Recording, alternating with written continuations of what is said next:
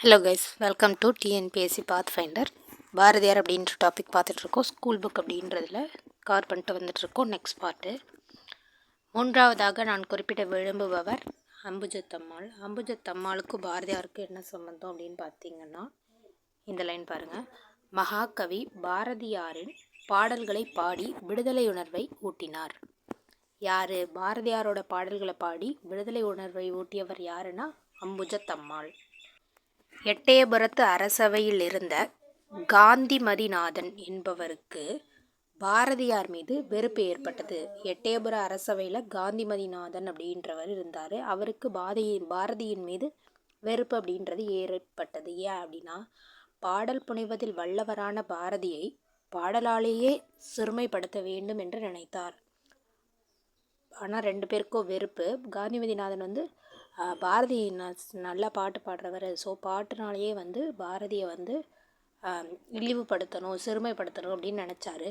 எனவே பாரதி சின்ன பயல் என்னும் ஈற்றடி கொடுத்து பாரதியாரிடம் பாடல் ஒன்றினை பாடச் சொன்னார்.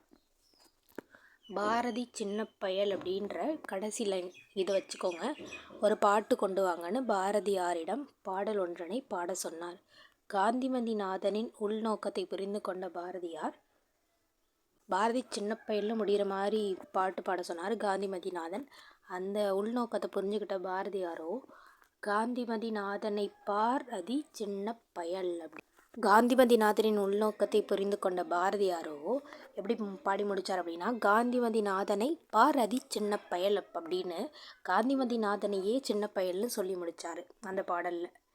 நெக்ஸ்ட்டு, காந்தியடிகளும் பாரதியாரும் நேருக்கு நேராக சந்தித்தால் என்ன பேசியிருப்பார்கள்? உரையாடல் வடிவில். பாருங்கள் பாரதியாரே, நலமாக இருக்கிறீர்களா? விடுதலை விடுதலை விடுதலை. என்ன ஐயா, உங்கள் நலத்தை கேட்டால் விடுதலை என்று கூறுகிறீர்கள், யாருக்கு விடுதலை வேண்டும் அப்படின்னு பாரதியார்கிட்ட கேட்க, மகாத்மா அவர்களே, எந்தையும் தாயும் மகிழ்ந்து குழாவிய இந்நாட்டை காண ஆவலோடு ஓடி வந்தேன். என்னே வியப்பு, நான் முதலில் நுழைந்தது ஒரு கல்லூரி வகுப்பினுள். ஆணுக்கு இங்கே பெண் இளைப்பிள்ளை காணென்று பாடினேனே. ஆணுக்கு இங்கே பெண் இளைப்பிள்ளை காணென்று யார் பாடினாரா? பாரதியார். அதனை என் கண்களால் அங்கு கண்டேன். ஆண்களுக்கு இணையாக பெண்களும் அங்கு கல்வியறிவு பெறுகின்றனர். நாட்டுக்கும் விடுதலை, பெண்ணுக்கும் விடுதலை. இப்போது புரிந்ததா நான் ஏன் விடுதலையை பற்றி கூறினேன் என்று? நெக்ஸ்ட்டு, பாரதியாருடன் கற்பனை உரையாடல். ஒரு மாணவனும் பாரதியாரும் சந்தித்தால் கற்பனையாக உள்ளது. ஐயா வணக்கம், உங்கள் உருவத்தை படங்களில் மட்டுமே பார்த்துள்ளேன். இன்று உங்களை நேரில் காணும் பேறு பெற்று மகிழ்ச்சி அடைகிறேன். உங்களுடன் உரையாட விரும்புகிறேன். அப்படியா? மிக்க மகிழ்ச்சி. ஐயா, தங்களுக்கு தமிழின் மீது தனியா வேட்கை ஏற்பட்டது எவ்வாறு? தமிழின் மீது மட்டுமா? தமிழ் மீது மட்டும் எனக்கு இது கிடையாது. தமிழ்நாடு, தமிழர், தமிழ்த்தாய் அனைத்தும் என்னுள் இரண்டர கலந்தவை. நான் தமிழ்நாட்டில் பிறந்தேன், தமிழ்த்தாயின் மடியில் வளர்ந்தேன், தமிழ் மொழியை என் உயிர் மூச்சாய் கொண்டேன். தமிழராய் பிறந்த ஒவ்வொருவரும் தமிழ் மீது தனியா வேட்கை கொள்ளுதல் வேண்டுமப்பா. தங்கள் தமிழ் பற்றி கண்டு மெத்த மகிழ்வு கொள்கிறேன். மாணவர்களாகிய நாங்கள் உங்களின் ஒவ்வொரு பாடலையும் அறிந்து வைத்துள்ளோம். இவ்வாறு உணர்ச்சிமிக்க பாடல்களை தாங்கள் படைக்க தூண்டுதலாக அமைந்தது எது? இப்படி உணர்ச்சிமிக்க பாடல்கள் நீங்கள் எப்படி பாடுறீங்க அப்படின்னு கேட்டதுக்கு, நன்றாக கேட்டாய். இன்று நீ விடும் விடுதலை மூச்சு காற்று அன்று எங்களுக்கு வாய்க்கவில்லை. அந்த காலத்தில் அடிமைப்பட்டு கிடந்த நம் பாரத தாயின் அடிமை தலையை கட்டவிழ்த்து விட வேண்டுமென நான் துடித்தேன். அத்துடிப்பின் வெளிப்பாடே என் பாடல்கள் அனைத்தும். பாரத தாய் அடிமையாக இருந்தது, அதை விடுதலை செய்யணும்னு நினச்சேன். அதன் வெளிப்பாடு தான் என்னோடய பாடல்கள்.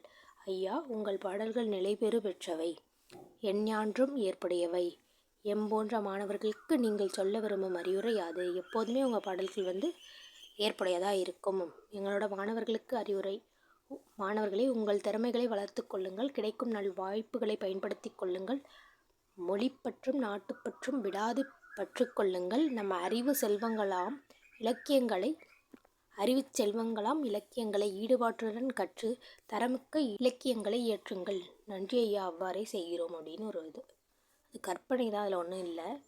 நெக்ஸ்ட்டு, இது பாரதியாரோட பாடல் பார்த்தலாம். செந்தமிழ் நாடெனும் போதினிலே இன்பத்தேன் பாயுது காதினிலே, எங்கள் தந்தையர் நாடென்றும் பேச்சினிலே ஒரு சக்தி பிறக்குது மூச்சினிலே, எங்கள் காவேரி தென்பண்ணை பாலாறு தமிழ் கண்டதோர் வையை பொருணை நதி என மேவிய ஆறு பலவோட திருமேனி செலுத்த தமிழ்நாடு கல்வி சிறந்த தமிழ்நாடு புகழ் கம்பன் பிறந்த தமிழ்நாடு நல்ல பலவிதமாயின சாத்திரத்தின் மனம் பாரெங்கும் வீசும் தமிழ்நாடு வள்ளுவன் தன்னை உலகினுக்கே தந்து வான்புகழ் கொண்ட தமிழ்நாடு நெஞ்சை எள்ளும் சிலப்பதிகாரம் என்றோர் மணியாரம் படைத்த தமிழ்நாடு. பாரதியாரோடது.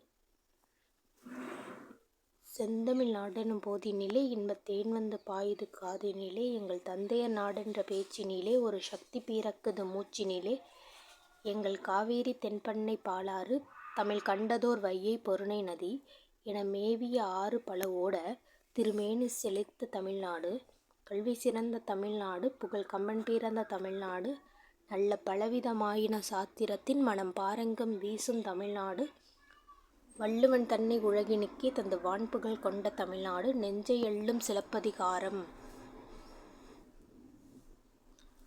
அப்படின்னு சொன்னதும் பாரதியார். நெஞ்சை எள்ளும் சிலப்பதிகாரம் என்றோர் மணியாரம் படைத்த தமிழ்நாடு. நெக்ஸ்ட்டு இதில் பிறமொழி சாத்திரங்கள் தமிழ் மொழியில் பெயர்த்தல் வேண்டும் என்பது பாரதியாரின் பாடல்.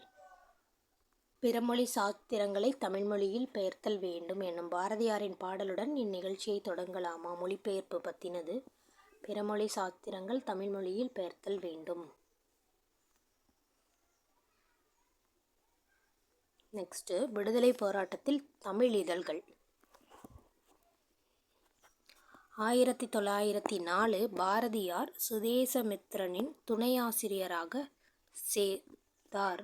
இந்த சுதேசமித்திரன் அப்படின்றது யாரால் தொடங்கப்பட்டது? ஜி. சுப்பிரமணியம் 1882 தொடங்கினது.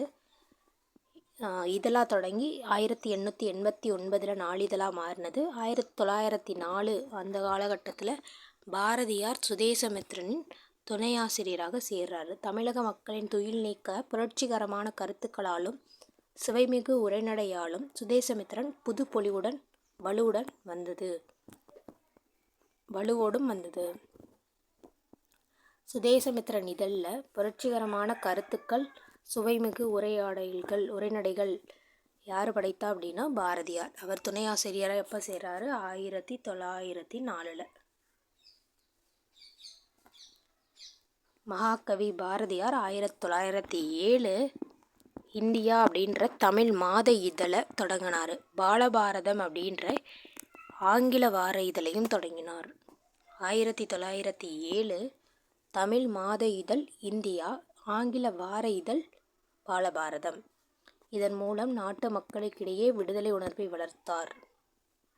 பண்பாட்டு வளர்ச்சியில் இதழ்களின் பங்கு. இதில் பாரதியார் என்னன்னா, பாரதியாரின் இந்தியா இதழில் விடுதலை உணர்வு, சமூக சீர்திருத்தம், பண்பாடு ஆகிய வலியுறுத்தப்பட்டன. பாரதியாரின் இந்தியா இதழின் விடுதலை உணர்வு, சமூக சீர்திருத்தம், பண்பாடு ஆகியன வலியுறுத்தப்பட்டன.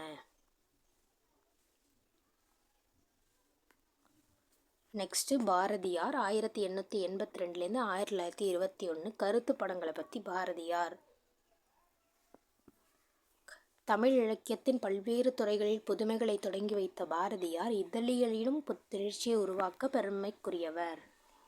கருத்து படம் என்னென்னா, அரசியல் நிகழ்ச்சிகளை கேலி சித்திரங்களாக கார்ட்டூன் மாதிரி வரைகிறது தான் கருத்து படம். அதை பற்றி பாரதி என்ன பண்ணார் அப்படின்னா, கருத்து படம் அன்றாடம் நடைபெறும் அரசியல் சமூக நிகழ்வுகள் மீதான எள்ளலும் நகைச்சுவையும் நிறைந்த திறனாய்வு கருத்தின் வரைகோட்டு ஓவியமே கருத்து படம். கருத்து படம் என்பதும் ஒரு தலையங்கமாகவே கருதப்படுகிறது. பல சொற்கள் வெளிப்படுத்துவதை ஒரு கருத்து படம் சில கோடுகளின் வழி எளிதில் உணர்த்தி விடுகிறது. ஆங்கிலத்தில் கார்ட்டூன் என்று அழைக்கப்படும். இது தமிழில் கருத்து படம் வேற எப்படி சொல்லுவாங்க அப்படின்னா, விகட சித்திரம், வேடிக்கை சித்திரம், கேலி சித்திரம், விளக்கப்படம், கூடார்ந்த படம். விகட சித்திரம், வேடிக்கை சித்திரம், கேலி சித்திரம், விளக்கப்படம், கூடார்ந்த படம் என்ற பல்வேறு பெயர்களில் அழைக்கப்படுவது கருத்து படம். இதனை பாரதியார் விகட சித்திரம் என்று குறிப்பிடுகிறார். கருத்து படத்தை பாரதியார் என்ன சொல்கிறாரு? விகட சித்திரம். இந்தியாவில் கருத்து படம் 1850 அன்று முதல் 1850ஆம் ஆண்டு முதல் டெல்லியிலிருந்து வெளியான டெல்லி ஸ்கெட்ச் புக் என்ற இதழில்தான் இந்தியாவின் முதலில் கருத்து படங்களை வெளியிட்ட இதழாகும். முதலாக கருத்து படங்களை வெளியிட்ட இதழ் டெல்லி ஸ்கெட்ச் புக். 1850. வங்காளத்திலிருந்து வெளியான அமிர்த பஜார் பத்திரிகா. டெல்லியிலிருந்து வெளியான அமிர்த பஜார் பத்திரிகா பெங்கால். டெல்லியிலிருந்து வெளியான இந்தியன் பஞ்ச், அவத் பஞ்ச் ஆகிய இதழ்களும் தொடக்ககால கருத்து படங்களாக அறியப்பட்டன. First Delhi sketch book 1850. அதற்கப்புறம் டெல்லியிலேருந்து இந்தியன் பஞ்ச், அவத் பஞ்ச், அதே போல் பெங்கால்லேருந்து அமிர்த பஜார் பத்திரிகா இதிலெல்லாம் வந்து கருத்து படங்கள் அப்படின்றது வெளியாயிருக்கு. பாரதி கருத்து படம். பாரதியின் கருத்து படம் தமிழில் முதலில் கருத்து படத்தை வெளியிட்டது பாரதி நடத்திய இந்தியா அப்படின்ற பத்திரிகை 1907. இப்போ தான் பார்த்தோம். இதிலே ஆகும். இதனை பாரதி புதிய அபிவிருத்தி என்ற கட்டுரை எப்போ வெளியானது? 13/3/1903. அதில் தமிழ்நாட்டு வர்த்தமான பத்திரிகைகளிலேயே நமது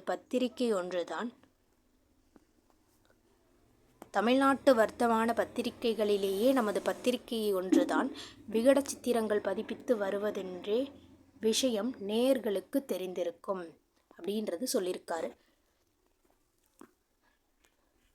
இந்தியா அப்படின்ற இதழில் தான் கருத்து படங்கள் அப்படின்றது முதல்ல வெளியிடுறாரு. இதை எப்படி நம்ம தெரிஞ்சுக்கலாம் அப்படின்னா, அபிவிருத்தி அப்படின்ற அந்த கட்டுரையில் வந்து சொல்லியிருக்காரு. என்ன சொல்லியிருக்காரு அப்படின்னா, தமிழ்நாட்டு வர்த்தமான பத்திரிகையிலேயே நமது பத்திரிகை ஒன்றுதான் விகட சித்திரங்கள் பதிப்பித்து வருவதென்ற விஷயம் நேயர்களுக்கு தெரிந்திருக்கும் என்று குறிப்பிடுகின்றார். அப்புறம் விகட சித்திரம் அப்படின்னா கருத்து படம். மேலும் அவர் அடுத்த வாரம் முதல் தலைப்பக்கத்தில் உள்ள ஒரு சித்திரம் மட்டுமே அன்றி பக்கத்துக்கு பக்கம் உள்ள முக்கியமான மானங்களை விளக்குவதன் பொருட்டு ஆங்காங்கு சிறிய படங்களும் சித்திரங்களும் போடுவதாக உத்தேசம். ஃபஸ்ட்டு வந்து தலைப்பக்கத்தில் மட்டும் ஒரே ஒரு சித்திரம் அப்படின்றது வரைஞ்சிருக்காரு. அப்புறம் என்ன சொல்கிறாரு, பக்கத்துக்கு பக்கம் முக்கியமான விஷயங்களை வந்து ஈஸியாக புரிஞ்சுக்கிற மாதிரி சின்ன சின்ன படங்களும் சித்திரங்களும் போடுறதா உத்தேசம் அப்படின்றது சொல்லியிருக்காரு. கருத்து படங்களின் வழியாக செய்திகளை எளிமையாக கொண்டு செல்ல முடியும் அப்படின்னு பாரதி நம்புகிறாரு. மார்ட்டின் லூதர் கிங் தமது புரட்சி கருத்துக்களை ஜெர்மனியில் பரப்புவதற்கு கருத்து படங்கள் அடங்கிய துண்டு பிரசுரங்களை பயன்படுத்தினார். மார்ட்டின் லூதர் கிங் ஜெர்மனியில் அவரோட கருத்துக்களை புரட்சி கருத்துக்களை பரப்புறதுக்கு கருத்து படங்கள் அப்படின்றது யூஸ் பண்ணி துண்டு பிரசுரங்கள் நோட்டீஸ் அப்படின்றது கொடுத்துருக்காரு. அதே போன்று பாரதியும் தமது கருத்து படங்கள் வழி அன்றைய அரசியல் சமூக சூழல்களையும் சுட்டிக்காட்டி விடுதலை போராட்டத்தில் மக்கள் பங்கு பெற வேண்டும் என்கிற உணர்வினை ஏற்படுத்தினார். இக்கருத்து படங்களுக்காகவும் கட்டுரைகளுக்காகவும் இந்தியா இதழுக்கு ஆங்கில அரசு தடை விதித்ததிலிருந்து அவை மக்களிடையே ஏற்படுத்திய விழிப்புணர்வை நம்மால் புரிந்து கொள்ள முடிகிறது. இந்தியா அப்படின்ற பத்திரிக்கையை வந்து ஆங்கில அரசு தடை பண்ணியிருந்தது. ஏன்னா அது கருத்து படங்கள் மூலியமாகவும் அவங்களோட கட்டுரைகள் மூலியமாகவும் மக்களிடையே பண்ண விழிப்புணர்வை வந்து தடுக்கிறதுக்காக இந்தியா பத்திரிகையை வந்து ஆங்கில அரசு தடை அப்படின்றது பண்ணுறாங்க. வெள்ளையரின் சுரண்டலை வெளிக்காட்டிய படங்கள். ஆங்கிலேயர் ஆண்டுக்கு 45 கோடி ரூபாய்க்கு குறையாமல் இந்தியாவிலிருந்து உறிஞ்சி விடுகிறார்கள் என்பதை குறிக்கும் வகையில் சித்திரம் ஒன்றையும் இந்தியா இதழ் 1906 வந்து வெளியிட்டிருக்காங்க. 1906 வெளியிட்டிருக்காங்க. இந்தியர்களை இதில் வந்து பார்த்தோன்னா, இந்தியர்கள் அனைவரும் எலும்பும் தோலுமாக இருப்பதாகவும் செல்வ செழிப்போடு இருப்பதாகவும் அவங்களுடைய இதை வந்து உறிஞ்சி எடுப்பதாகவும், அதாவது வருடத்துக்கு 45 கோடி ரூபாய்க்கும் குறையாமல் எடுத்துடுறாங்க அப்படின்றத குறிக்கிற வகையில் இருந்தது. சுதந்திர விடியல். எங்கு உரிமை மறுக்கப்படுகிறதோ அங்கு புரட்சி எழும் என்ற கருத்துக்கு ஏற்ப ஆங்கிலேயர் அடக்குமுறைகளால் இந்தியாவில் விடுதலை உணர்வு மேலோங்கியது. கடுமையான சட்டங்கள் என்ற கோழி குப்பை மேட்டிலிருந்து கூவுகின்றது. கோழியின் குரலை கேட்டவுடனே சுதந்திர சூரியன் உதிப்பது போன்ற ஒரு சித்திரம் மறைந்தார் 1908. இவ்வாறு சித்திரங்களின் வழி மக்களுக்கு சுதந்திரம் இது கடுமையான சட்டம் அப்படின்ற ஒரு கோழி. இது கூவிய உடனே சுதந்திர விடியல் அப்படின்றது கிடைக்குது அப்படின்னு சொல்கிற மாதிரி ஒரு படம். பொருளாதாரம் சார்ந்த படங்கள். பாரதியார் ஒரு பன்முக ஆளுமை தன்மை கொண்டவர். அவருடைய பொருளாதார அறிவு வியக்கத்தக்கது. பஞ்சம் என்ற தலைப்பில் சித்திரம் வரைந்து பஞ்சத்திற்கு காரணமாக பருவநிலை மாற்றம் இல்லை, இந்திய உற்பத்தி பொருட்கள் அனைத்தையும் வெளிநாட்டுக்கு ஏற்றுமதி செய்வதுதான் அப்படின்றது. பஞ்சத்துக்கு காரணம் பருவநிலை மாற்றம் இல்லை, இந்திய உற்பத்தி பொருட்கள் எல்லாம் வெளிநாட்டுக்கு ஏற்றுமதி செய்வது தான் அப்படின்னு சொல்லி விளக்குற மாதிரி ஒரு பஞ்சம் அப்படின்ற தலைப்பில் ஒரு சித்திரம் வரைந்தார். ஆங்கில அரசின் வரி விதிப்பு சார்ந்து 1907 இந்திய யானையம் சர்க்கார் பாகனும் என்ற தலைப்பில் வெளியான கருத்துப்படம் மக்களிடையே பெரிதும் பேசப்பட்டது. அமைதியும் பலமும் கொண்ட இந்தியா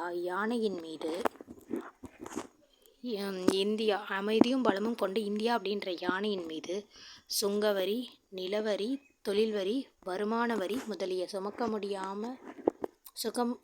முடியாத வரிச்சுமைகளை ஏற்றி அதன் கழுத்தின் மீது அப்போதைய ஆங்கில அரசு ஜான் புல்துரை சவாரி செய்வது போல கருத்துப்படங்கள் அமைந்துள்ளது. வரி விதிப்பு சார்ந்து 1907 இந்திய யானையம் சர்க்கார் பாகனும் அப்படின்ற ஒரு கருத்துப்படம் அப்படின்றது வெளியிட்டார். அந்த ஜான் புல்துரை ஆங்கில அரசு மேலே ஏறி சவாரி செய்வது போல இருந்தது. இக்கருத்துப்படம் அமைந்தது. சிறு வரி சலுகையான உப்பு மூட்டையை தூக்கி எறிந்துவிட்டு பெரிய சுமையை குறைத்து விட்டதாக ஆங்கில அரசு மகிழ்வதாகவும், யானை தன் மனத்திலேயே என்ன எண்ணம் வைத்திருக்கிறதோ யார் அறிவார் என்ற வினாவையும் பாரதி பட விளக்கப்படம் குறிப்பிட்டு எழுதியுள்ளமை அவரது நுட்பமான வெளிப்பாட்டு உத்தியை காட்டுகிறது. நிறைய வரி சுமைகளை சுமந்து உப்பு வரி அப்படின்றத எடுத்து வெளில எரிஞ்சது மாதிரி ஒரு படம் அப்படின்றது இருந்திருக்கு. இதற்கு மேலே ஃபுல்லாக சுமை ப்ளஸ் உப்பு மட்டும் தூக்கி வெளியில் போடுற மாதிரி. ஸ்வதேசி ஒழிக்க அஞ்சும் ஆந்தைகள். மிதவாதிகளை எள்ளி நகையாடுதல் போலவும் ஆங்கில அரசை விமர்சிப்பது போலவும் கருத்துப்படங்கள் அமைந்திருந்தன. மிதவாதிகளை அவங்களும் கிண்டல் பண்ணுற மாதிரி ப்ளஸ் ஆங்கில அரசையும் விமர்சிப்பது போன்ற கருத்துப்படங்கள் வெளியிட்டார். நாடு விரைந்து சுதந்திரமடைய போராடியவர்களுக்கு முட்டுக்கட்டை போட்ட மிதவாதிகளை பாரதி தயக்கமின்றி எதிர்த்து எழுதினார். சித்திரம் ஒன்றில் அவர்களை சுதேசி ஒழிக்க அஞ்சும் ஆந்தைகள் என்று மிதவாதிகளை பழித்தார்கள். சுதேச ஒழிக்க அஞ்சும் ஆந்தைகள். இவர்களை நிதான கட்சியினர், பழைய கட்சியினர் என்றும் அழைத்தார். நிதான கட்சியினர், பழைய கட்சியினர் இவங்களாம் மிதவாதிகளை சொல்கிறாங்க. அத்துடன் உலக அரசியல் நிகழ்வுகளை கூறியும் மிதவாதிகளை விமர்சித்தார். கொட்டினால் தேள், கொட்டாவிட்டால் பிள்ளை பூச்சி என்று அமெரிக்கா, ஜப்பான் நாடுகளின் அரசியல் சூழ்ச்சிகளை படம் பிடித்து காட்டியுள்ளார். கொட்டினால் தேள், கொட்டாவிட்டால் பிள்ளை பூச்சி அப்படின்னு அமெரிக்கா, ஜப்பானுக்கு நாடுகளில் அரசியல் சூழ்ச்சிகளை பற்றி எழுதியிருந்தார். மிதவாதிகளை இது மாதிரி ஸ்வதேச அரசுக்கு அஞ்சும் ஆந்தைகள், ஒழிக்க அஞ்சும் ஆந்தைகள், ஸ்வதேச ஒழிக்க அஞ்சும் ஆந்தைகள்னு சொல்லி மிதவாதிகளை கிண்டல் பண்ணி ஒரு சித்திரம் அப்படின்றது வரைஞ்சிருந்தார். ஸ்வதேசி கப்பலின் கருத்து படம். பாரதியின் கருத்து படங்களில் தமிழகத்தை குறித்த படங்கள் மிகவும் குறைவு. இதற்கு காரணம் பாரதியின் கனவு தேசியமே. ஆனால் ஸ்வதேசி கப்பலின் தேவையை உணர்ந்து 4 படங்களை வரைந்துள்ளார் ஸ்வதேசி கப்பலை பற்றி. இதில் 3 படங்கள் ஸ்வதேசி கப்பலுக்கு உதவுவது நமது கடமை என்பதனை வலியுறுத்தும் விதமாக அமைந்துள்ளது. ஒன்றில் பாரத மாதா தன் மக்களிடம் இதற்கு உதவுங்கள் என்று கூறுவது போல இருந்தது. பாரத மாதாவே இதற்கு உதவுங்கள் அப்படின்றது கூறுறது போல இருந்தது. ஸ்வதேசி கப்பலுக்கு ஆதரவான ஒரு படம். பாரதியின் கருத்துப்பட கனவு. முழுவதும் கேலி சித்திரம் அடங்கிய இதழையும் வெளியிடும் எண்ணம் பாரதிக்கு இருந்தது. மேலும் இந்தியா இதழில் முதலாக பக்க சித்திரம் மட்டுமல்லாது ஒவ்வொரு பக்கத்திலும் உள்ள முதன்மை நிகழ்வுகளை விளக்கும் பொருட்டும் சித்திரம் வரைவதற்கு தாம் எண்ணியுள்ளதாகவும் பாரதி கூறியிருக்கிறார். இந்தியா பத்திரிகையில் முன்னாடியே பார்த்தோம். கருத்துப்படத்தின் வெற்றி. கருத்துப்பட வடிவத்தினை இவ்வாறு வெற்றிகரமாக பயன்படுத்தி காட்டியவர் பாரதியே. கருத்துப்படங்களுக்காகவே இந்தியா இதழினை அனைவரும் விரும்பி படித்தனர். பாரதியின் கருத்துப்படங்களை பற்றி பாரதிதாசன் என்ன சொன்னார் அப்படின்னா, அந்த சித்திரம்தான் முதலில் என்னை அவர்தம் பரிவாரங்களின் பக்கமாக இழுத்தது. அந்த சித்திரம்தான் என்னை இன்னாரென்று எனக்கு கூறிற்று. பாரதியின் கருத்துப்படங்களை பற்றி பாரதிதாசன் எழுதும்போது, அந்த சித்திரம்தான் முதலில் என்னை அவர்தம் பரிவாரங்களின் பக்கமாக இழுத்தது. அந்த சித்திரம்தான் என்னை இன்னாரென்று எனக்கு கூறிற்று. இதுதான் பாரதியின் கருத்துப்படத்திற்கு கிடைத்த வெற்றி நம்ம தெரிஞ்சுக்கலாம். நெக்ஸ்ட், பாரதியின் கருத்துப்படங்கள் அப்படின்ற நூலின் ஆசிரியர் ஆ. ரா. வெங்கடாச்சலபதி. பாரதியின் கருத்துப்படங்கள் நூலின் ஆசிரியர் ஆ. ரா. வெங்கடாச்சலபதி.